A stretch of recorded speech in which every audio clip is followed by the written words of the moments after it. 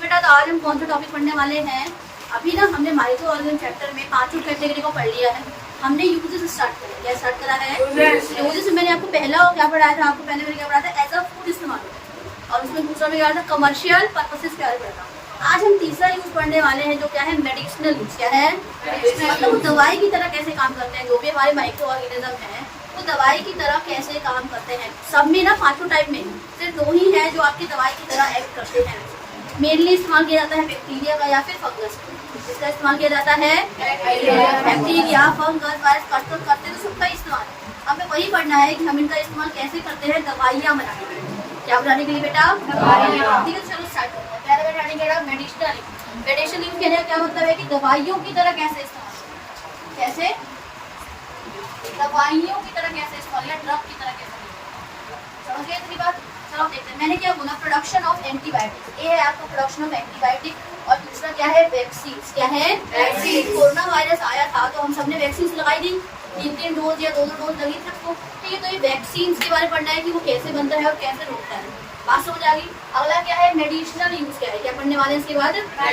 सबसे पहला टॉपिक याद स्टार्ट करते हैं। Medicinal production of antibiotics. Antibiotics कैसे बनाई जाती है, आओ समझते हैं।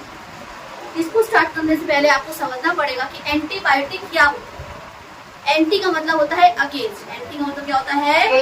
उसके उल्टा काम करने वाले या उसके खिलाफ काम करने वाले। बायोटिक मतलब क्या होता है? माइक्रोब, कोई भी लिविंग चीज। बायो मतलब कोई भी लिविंग चीज, तो कोई भी लिविंग या माइक्रोब है उसके खिलाफ काम करने वाले मेडिसिन को हम क्या बोल देते हैं? एंटीबायोटिक। जो भी बायो किसी भी लिविंग माइक्रोब के अगेंस्ट काम करेगा उसे हम क्या बोलेंगे बेटा? एंटीबायोटिक बोलेंगे। इतनी बातें क्लियर एकदम? ठीक है, तो antibiotic are the medicine produced by fungus and bacteria. ऐसी मेडिसिन जो किसके द्वारा बनाई जाती है? फंगस के द्वारा या बैक्टीरिया के द्वारा। क्या करने के लिए? वो किल कर देती है, मार देती है पूरी तरह, या उसकी ग्रोथ को रोक देती है। समझो, डिजीज कॉजिंग माइक्रो ऑर्गेनिज्म की ग्रोथ को रोक दे या उनको मार दे।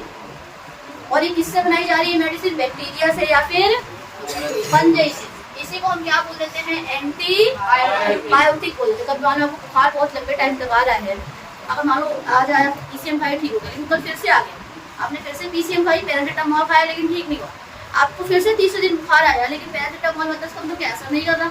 मान लो आपको 5 दिन तक कंटिन्यू फीवर आता है, ठीक है, और मतलब जो टैबलेट वगैरह है वो भी असर नहीं करती, तो इसका मतलब क्या है? अंदर से आपको कोई ना कोई इन्फेक्शन हो रखा है और आपको क्या लेनी पड़ेगी? एंटीबायोटिक। और एंटीबायोटिक आप ऐसे ही नहीं ले सकते किसी भी डॉक्टर की सलाह के बिना। अभी हम वो भी पढ़ेंगे कि एंटीबायोटिक लेते वक्त क्या क्या चीजों को ध्यान रखना चाहिए। तो क्या मेरी इतनी बात समझ आ गई? पहला क्या है? कभी भी कफ और फीवर लंबे टाइम तक रहता है तो हमें क्या दी जाती है? कफ फीवर। कभी भी अगर फीवर लंबे टाइम तक आ रहा है इसका मतलब आपको क्या दी जाएगी? फिर एंटीबायोटिक। क्या करेगा? मान लो कोई अंदर बैक्टीरियल इन्फेक्शन है तो बैक्टीरिया क्या अगेंस्ट जो काम करेगा? तो बैक्टीरिया को अंदर क्या कर देगा? वो बॉडी को मार देगा, बॉडी को। अब देखो इसकी डेफिनेशन है, medicine produced by the fungi and bacteria which kill और stop the growth of disease causing microorganism is called antibiotic.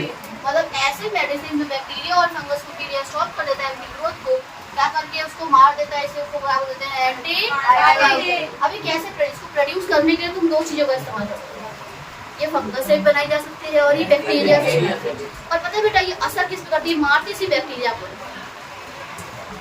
मैंने क्या बोला समझो? मैंने बोला जो आपकी एंटीबायोटिक होती है वो बैक्टीरिया और फंगस से बनाई जाती है, लेकिन ये मारती सिर्फ बैक्टीरिया। बात समझ आई मेरी? अगर आपकी बॉडी के अंदर कोई बैक्टीरिया होगा एंटीबायोटिक उसको क्या कर देगी?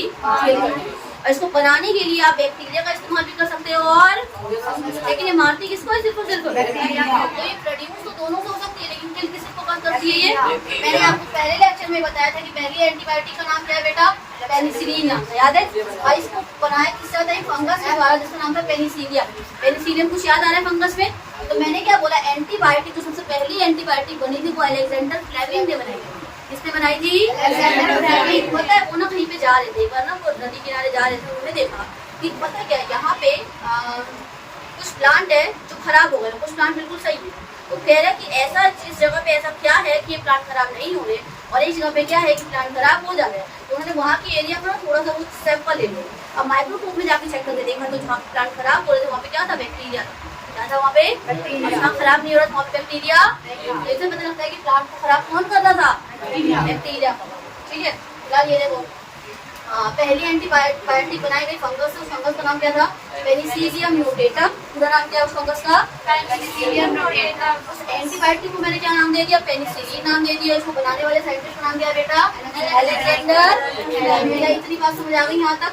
ठीक है, इसके कुछ एग्जाम्पल देखो एंटीबायोटिक के। वैसे तो ऑगमेंटिन है, बहुत सारी आती है, और दो तीन याद करो, टेट्रामाइसिन, स्ट्रेप्टोमाइसिन। सबकी रास्ते क्या लगा पड़ा है? टेट्रामाइसिन और स्ट्रेप्टोमाइसिन। क्या करना है?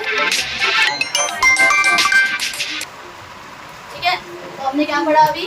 मैंने क्या बताया आपको? पहली एंटीबायोटिक बनाने वाले साइंटिस्ट का नाम था अलेक्जेंडर फ्लेमिंग। उस एंटीबायोटिक का क्या नाम होगा? पेनिसिलिन। और बनाने वाले फंगस का नाम क्या है बेटा? पेनिसिलियम म्यूटेटम। Is it clear? इतना क्लियर? ठीक है, किसी कोई डाउट? अब देखो, ये प्लांट डिजीज को भी कंट्रोल करने में हेल्प करता है। मालूम मुझे प्लांट के अंदर कोई डिजीज है जो बैक्टीरिया से रिलेटेड है, तो आप प्लांट को भी क्या दे देते हो? एंटीबायोटिक दे देते हो। अब हमें मालूम जो भी एनिमल पोल्ट्री, जैसे मालूम मुर्गी वगैरह पोल्ट्री फार्मिंग में रखे जाते हैं, कोट वगैरह रखा जाता है, उनमें चेक करना है कि उनमें कोई माइक्रोबियल इन्फेक्शन है कि नहीं। हो सकता है उनको इन्फेक्शन लग गया, कुछ ऐसी गंदी जगह है, कुछ गंदा खा लिया हो, तो उसको चेक करने के लिए उनके खाने के साथ क्या मिला देते हैं? एंटीबायोटिक मिला देते हैं। क्या चेक करने के लिए? लेवल ऑफ माइक्रोबियल इन्फेक्शन, कहीं उनको कोई माइक्रोबियल इन्फेक्शन तो नहीं हो गया। कैसे करते हैं, क्या करते हैं वो आपको नहीं जाना, बस इतना लोगों के खाने के साथ जो भी उनका फीड है, जो भी उनका खाना है, उसमें क्या ऐड कर देते हैं? हम एंटीबायोटिक्स ऐड कर देते हैं। फिर वो पोल्ट्री या लाइफ स्टॉक के जो भी एनिमल्स होते हैं वो खा लेते हैं। उससे क्या चेक करेंगे हम कि उनकी बॉडी के अंदर कोई माइक्रोबियल इन्फेक्शन है कि नहीं है। क्या आपको इस वाले साइड की पूरी बातें समझ आ गई अच्छे से एकदम? हाँ, पहले हम क्या थी, कैसे करते हैं? लॉन्ग टाइम तक वो एंटीबायोटिक देते हैं। एंटीबायोटिक की ये डेफिनेशन बनाई दोनों से सकती है, लेकिन कैसे किस होती? बैक्टीरिया। पहली एंटीबायोटिक का नाम क्या है बेटा? पेनिसिलियम म्यूटेटम फंगस से बनाई हुई थी। एंटीबायोटिक को बोलोगे पेनिसिलिन। बनाने वाले साइंटिस्ट का नाम क्या है बेटा? अगले क्या थी? ये प्लांट डिजीज को भी कंट्रोल करता है। एनिमल के अंदर अगर चेक करता है माइक्रोबियल इन्फेक्शन के लेवल को, तो क्या करते हैं? उनके खाने के साथ क्या करते हैं? एंटीबायोटिक को यूज कर देते हैं। अब एंटीबायोटिक अब ऐसा तो नहीं कभी भी कैसे भी ले लोगे।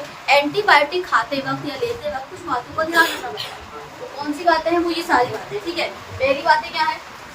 Taken only on the advice of a qualified doctor. Antibiotic तभी लो जब आपको कोई एक क्वालिफाइड डॉक्टर आपको लेने की सलाह दे रहा है, वरना ऐसे ही किसी भी झोला छाप डॉक्टर या ऐसे ही किसी की सलाह को चीजें नहीं लेनी चाहिए। ठीक है, अगला देखो, must complete the entire course. मान लो अगर आपको डॉक्टर ने बोला है कि अगर आपको 7 दिन खानी है, तो आपको टोटल मेडिसिन कितने दिन खानी है? इंडिया में लोग क्या करते हैं, 3 दिन में ठीक हो जाता है, तो दवाई लेने की जरूरत है। डॉक्टर ने कि 7 दिन वो लेके पहले 3 दिन के आते हैं, सोचते हैं 3 दिन में ठीक हो गया तो फिर आगे नहीं खाएंगे, बड़ी बिल्कुल गलत है। मान लो आपकी बैक्टीरिया को मारने के लिए जितनी दवाई चाहिए थी, बैक्टीरिया मर गया, लेकिन अगर एक बैक्टीरिया भी आपकी बॉडी के अंदर बच गया, तो बेटा वो दोबारा उतने आपको अपने आप को ग्रो कर लेगा बहुत ही फास्ट रेट से। अगर डॉक्टर ने 7 दिन की दवाई दी है, इसका मतलब वो बैक्टीरिया सारे के सारे बैक्टीरिया 7 दिन के अंदर ही मरेंगे। आप उसको 3 दिन में दवाई को खत्म नहीं कर सकते। कंप्लीट डोज कहने का मतलब है 7 दिन बोलिए तो 7 दिन लो, दोनों टाइम बोलिए, सुबह शाम बोलिए तो सुबह शाम, 3 टाइम बोलिए तो 3 टाइम तो रियल केस में बोला जाता है एंटीबायोटिक लेने को, वरना मिनिमम क्या है आपकी 2 टाइम और 3 टाइम भी बोल देते हैं, बड़ी बात है।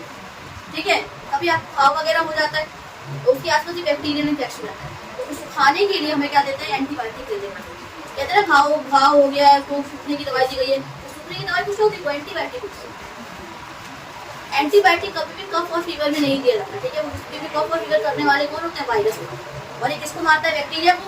अगर आपकी बॉडी के अंदर वायरस है और आप बैक्टीरिया मारने की दवाई दोगे तो क्या आपकी बॉडी के अंदर वो चीज ठीक हो जाएगी? तो अगर आपको खांसी या जुकाम होता है तो बेटा वो वायरस की वजह से होता है। किसकी वजह से होता है? उसमें किसी का हाउस में बैक्टीरिया हाथ है क्या? नहीं है ना। तो अगर आप एंटीबायोटिक खाओगे कफ और इससे तो क्या आपका वो ठीक हो जाएगा? नहीं होगा ना, ये भी बात याद रखना। Do not take when not needed और इन डोज, जब आपको जरूरत ही नहीं है तो उसको लो मत, और गलत डोज में भी नहीं ले। मान लो आपको लगा कि यार मुझे फिर से बुखार आ रहा है और ठीक नहीं हो रहा, तो मैं फिर से ले लूँ, तो गलत। जब भी जरूरत नहीं है तो एंटीबायोटिक लेने की जरूरत एक बार डॉक्टर से जाके करना चाहिए, कंसल्ट करना चाहिए। और रॉन्ग डोज को बताओ। अगर मान लो डॉक्टर ने आपको 625 mg की दवाई खाने को बोली है, वैसे मिनिमम 625 से 500 mg की यही डोज दे रखा है। अगर डॉक्टर ने आपको 625 mg की दवाई खाने को बोली है, दिन में 2 बार बोली है, तो आप 625 ही mg खाओगे, 500 mg नहीं खाओगे। ये डोज होता है ना, कितने मिलीग्राम खाने। पैरासीटामोल को डॉक्टर ने बोला 500 mg खानी है, और अगर आप 250 mg खाओगे तो क्या आपकी बॉडी में वो असर करेगा? नहीं करेगा ना। तो अगर डॉक्टर ने बोला है कि इस डोज में ही खानी है, तो मतलब राइट डोज लेना, रॉन्ग डोज नहीं लेनी। सुबह शाम बोला है तो सुबह शाम ही लेनी पड़ेगी। क्या इतनी बातें आपको समझ आ गई? अगला देखो लाइन, यही बात होगी। अगर एंटीबायोटिक बिना बात के ले रहे हो ज्यादातर, तो आपकी बॉडी के अंदर के अच्छी बैक्टीरिया मर जाती है। अब हमारी बॉडी के अंदर कुछ ऐसे बैक्टीरिया भी होते हैं जो मेरे डाइजेशन में हेल्प करते हैं। अब वो बैक्टीरिया अगर मर जाएंगे तो आपकी बॉडी के अंदर डाइजेशन हो पाएगी? तो इसीलिए ज्यादा एंटीबायोटिक्स लेने की हमारी बॉडी के अंदर के अच्छे बैक्टीरिया, जिसको हम प्रो बैक्टीरिया बोलते हैं, क्या बोलते हैं? प्रो बैक्टीरिया क्या कर जाते हैं? किल कर जाते हैं। क्या कर जाते हैं बेटा? तो ज्यादा एंटीबायोटिक लेने से बॉडी के अंदर के अच्छे बैक्टीरिया भी क्या हो जाएंगे? किल हो जाएंगे। इसीलिए एंटीबायोटिक को ज्यादा समय तक नहीं लेनी चाहिए और बेफालतू में भी नहीं लेना चाहिए। अगला पॉइंट क्या है? Do not take antibiotic in flu और कोल्ड। मैंने आपको बताया था एंटीबायोटिक को सर्दी और जुकाम में क्यों नहीं लेना चाहिए? सर्दी और जुकाम में बेटा क्योंकि वो वायरस होता है, बैक्टीरिया, एंटीबायोटिक वायरस के अगेंस्ट काम, इसके अंदर काम करती है, बैक्टीरियल इन्फेक्शन के खिलाफ काम करती है। क्या आपको इतनी बातें कही हुई समझ आ गई अच्छे से एकदम? ठीक है बेटा, हमने पहला कंप्लीट कर लिया और दूसरा पढ़ने वाले हैं वैक्सीन के बारे में। इसके बारे में प्रोडक्शन ऑफ वैक्सीन पे वायरसेस का रोल। किसका रोल है बेटा? अब कुछ बातों पर बहुत ध्यान से सुनो, ठीक है? आपको ये 4 टर्म समझिए, पहली, दूसरी, तीसरी और चौथी। जब तक आपको ये 4 टर्म समझ नहीं आएगी आप वैक्सीन के बारे में नहीं समझ सकते। तो 4 टर्म को ध्यान से। सबसे पहले मैंने बोला इम्यूनिटी। क्या बोला है मैंने? इम्यूनिटी क्या होती है? कोई बताएगा? बताओ। हाँ, तो किसी भी इंसान की वो एबिलिटी या वो ताकत एक तरीके से, तो किसी भी ह्यूमन की वो एबिलिटी किसी भी डिजीज को रेजिस्ट करने के लिए, मान लो आपकी बॉडी के अंदर कोई बीमारी आ रही है, कोई इन्फेक्शन आ रहा है, तो उसको रोकने की मेरी बॉडी की कितनी क्षमता है वो मेरी इम्यूनिटी बताती है। मान लो ये पर्सन ए है, ये पर्सन बी है, इसके पास कोई डिजीज आई, इसने उसको रोक दिया, तो इसकी रेजिस्टिविटी या इम्यूनिटी कैसी? अच्छी है ना। इसके पास अगर कोई इन्फेक्शन आता है तो तुरंत बीमारी लग जाती है। इसका मतलब इसकी इम्यूनिटी कैसी है बेटा? तो इम्यूनिटी क्या होता है? Ability of a person to resist a disease is called immunity. तो इम्यूनिटी क्या होता है? किसी पर्सन की वो एबिलिटी ताकि वो बीमारी क्या कर सके? रेजिस्ट कर सके। क्या लिखोगे? Ability to resist disease. समझ आ गया? ठीक है, अब पहले एंटीबॉडी और एंटीजन को समझते हैं। ठीक है, पहले मान लो वैक्सीन समझ सकते हैं। वैक्सीन समझ लो, वैक्सीन क्या होता है? मान लो आपको ना पोलियो वायरस के बचपन में वो ड्रॉप पिलाई जाती है, बच्चों को पोलियो की ड्रॉप पिलाई जाती है और कुछ टीके लगाए जाते हैं, टेटनस का टीका लगाया जाता है, कोई लोहा काटने पर, वो बचपन में भी लगाए जाते हैं। BCG का एक वैक्सीन लगाई जाती है, ये सारी वैक्सीन लगाई जाती है, पर क्यों लगाई जाती है? वैक्सीन है क्या और किससे बनी? तो वैक्सीन के अंदर ना बेटा एक वायरस को ही डाला जाता है, पर बहुत ही वीक वायरस, मतलब हाफ डेड वायरस को वैक्सीन के थ्रू हमारे अंदर डाला जाता है। तो हमारे अंदर वैक्सीन को लगाना बोलते हैं वैक्सीनेशन करा गया। क्या करा गया है? अगर मैंने वैक्सीन लगवाई है तो मैंने वैक्सीनेशन करा दी है। अब वो वैक्सीन किससे बनी पड़ी रहेगी? वो हमारे वायरस से ही मिलके, मान लो पोलियो से बचना है, पोलियो उसके अंदर पोलियो वायरस ही रहेगा, लेकिन वो हाफ डेड रहेगा। कैसा रहेगा बेटा? अगर आपको कोरोना वायरस से बचने की जो वैक्सीन लगाई जाएगी उसके अंदर कोरोना वायरस था, लेकिन वो कैसा था? वीकेंड था और कैसा था? Half dead. कैसा था? आपके अंदर जो वैक्सीन लगाई गई है बेटा वो किसकी तरह काम कर रही है? एंटीजन की तरह काम कर रही है। इसकी तरह काम कर रही है एंटीजन। कि अगर इन फ्यूचर में कभी भी क्या होगा, मान लो अगर आपको कोरोना वायरस होगा तो आपने वो वैक्सीन लगवाई थी, तो आपके अंदर क्या है? उसके खिलाफ एंटीजन, मतलब जो मान लो एंटीबॉडी इम्प्लांट हो गई। क्या इम्प्लांट हो गई है? अगर मान लो मैंने किसी भी उसकी वायरल डिजीज की वैक्सीनेशन लगाई है, इसका मतलब मेरे अंदर क्या बन रही है? उसकी एंटीबॉडीज बन रही है। क्या बन रही है बेटा? एंटीबॉडीज। अब जो आपके अंदर मान लो कोरोना वायरस आया तो वो एंटीजन आ रहा है, क्या आ रहा है? वो मान लो तुमने कोरोना वायरस की वैक्सीन लगा ली, तुम्हें गलती से कभी कोरोना वायरस तुम्हारे अंदर आ गया, होना नहीं चाहिए ऐसा, लेकिन मान लो अगर आ गया तो तुम्हारे अंदर पहले से उसके खिलाफ क्या मौजूद है? एंटीबॉडीज मौजूद है। अब उस एंटीबॉडी को तुमने, एंटीजन आया, एंटीबॉडी पहले से तैयार थी लड़ने के लिए, तो उसने उसे क्या कर दिया? किल कर दिया। अब इसका एक दूसरा एग्जाम्पल समझो, मान लो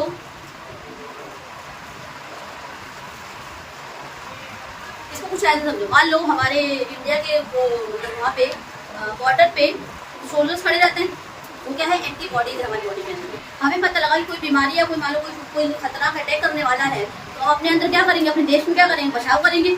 मेरी बॉडी भी तो बचाव करेगी ना। तो मुझे पता है कोरोना वायरस लग सकता है, तो मैंने उसके खिलाफ क्या लगाई? वैक्सीन लगाई।